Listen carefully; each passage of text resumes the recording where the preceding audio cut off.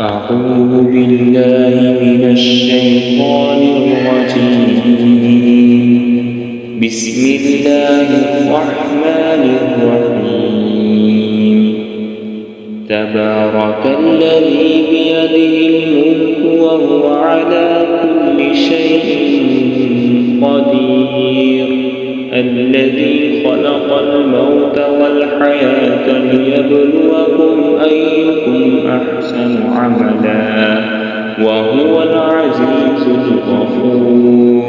الذي خلق 7 سماوات طباقا ما ترى في خلق الرحمن من تفاوت فارجع البصر هل ترى من فطور ثم ارجع البصر كرتين ينقلب إليك البصر خاسئا وهو حسير. ولقد زينا السماء الدنيا بمصابيح وجعلناها رجوما للشياطين وأعتدنا لهم عذاب السعير. وللذين كفروا بربهم عذاب جهنم وبئس المصير. إذا ألقوا فيها سمعوا لها شهيقا وهي تفور تكاد تميز من الغيظ كلما ألقي فيها فوج سألهم خزنتها ألم يأتكم نذير قالوا بلى قد جاءنا نذير فكذبنا وقلنا ما نزل الله من شيء إن أنتم إلا في ضلال كبير. وقالوا لو كنا نسمع أو نعقل ما كنا في أصحاب السعير.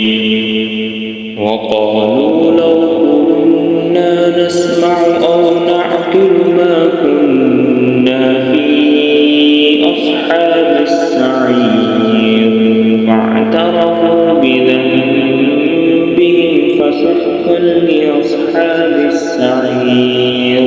إن الذين يخشون ربهم بالغيب لهم مغفرة وأجر كبير. وأسروا قولكم أو اجهروا به إنه عليم بذات الصدور. ألا يعلم من خلق وهو اللطيف الخبير.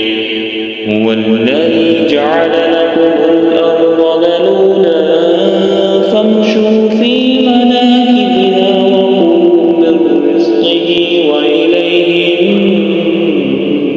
النشور.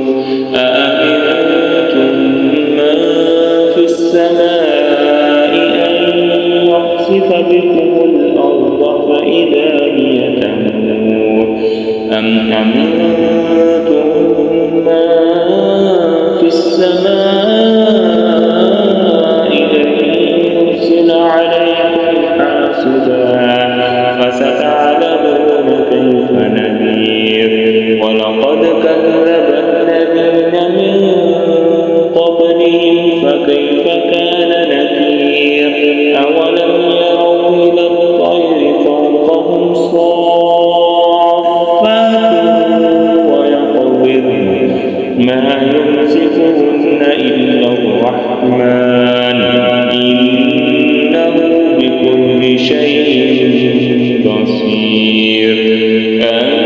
أمن هذا الذي هو جند لكم ينصركم من دون الرحمن إن الكافرون إلا في غرور. أمن هذا الذي يرزقكم إن أمسك رزقه بل لجوا في عتو النفور أفمن يمشي مكبا على وجهه أهدى أمن يمشي سويا على صراط مستقيم قل هو الذي